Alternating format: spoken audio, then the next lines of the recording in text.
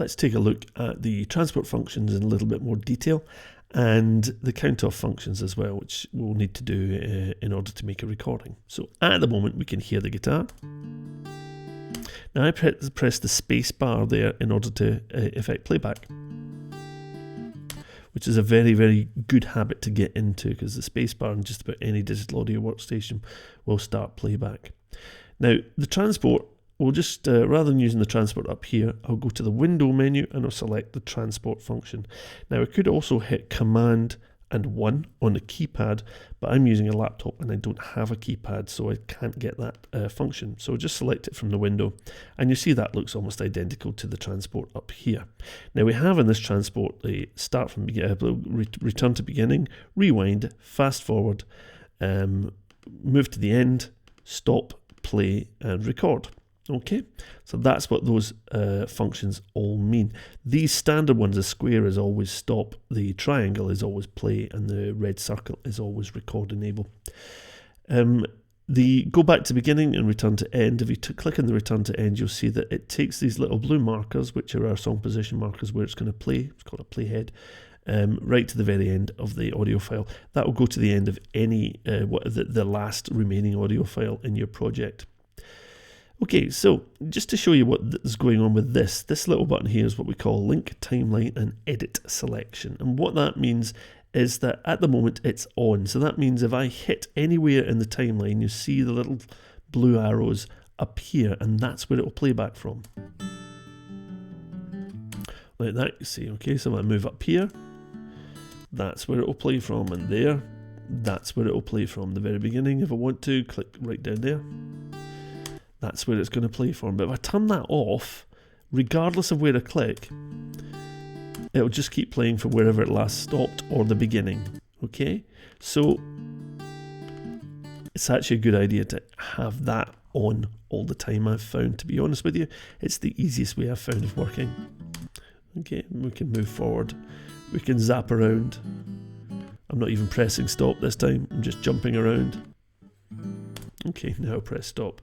Now, the count off is very important. I'm just going to show you this. We can open up the MIDI controls, and one of those is this count off. It's not currently activated, so if I hit count off just now, it's important to understand that count off only works in record mode. It doesn't work in playback mode.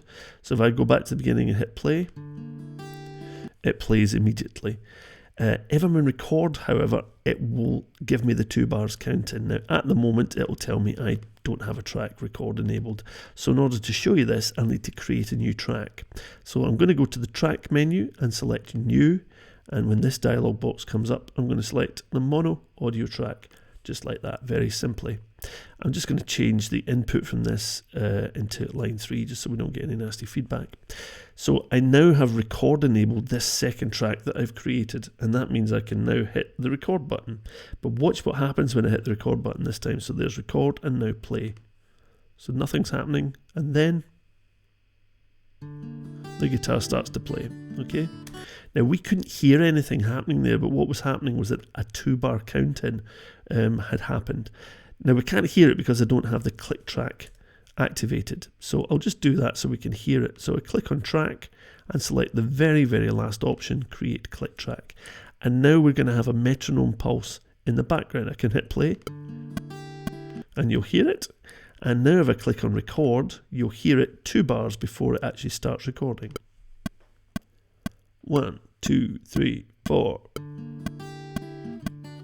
Okay. Now the big problem, of course, is the fact that that click track is not at the same tempo as my guitar recording. Now, ideally, I would have made the guitar recording with the click track, so it would be in synchronization. But I happen to know that this guitar recording was done at 142 beats per minute. So I'm going to change the tempo. Now, to do that, there's a couple of ways we can do it. So here's the first technique. We double click where we have the tempo bar here, double click on that little red triangle, and we get the tempo change dialog box. I'm just going to type in the new tempo, 142.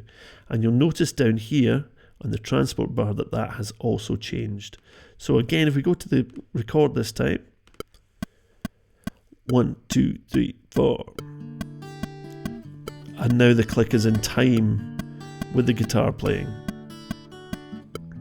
Okay, ideally though, set the click before you record the guitar. Now that's nice to understand. The moment we can hear that, we can change that back. If we want to go back to 120 beats per minute, we can hit 120 down here, then press return. Or we can go to the event menu and select tempo operations and select the tempo operations window. And that's where we could select the new tempo. So there's a few different ways of doing these things. It's just a case of getting used to where they all are. So up here in the tempo bar, down here in the transport bar or event, tempo operations window, and we can change the tempo of the click track.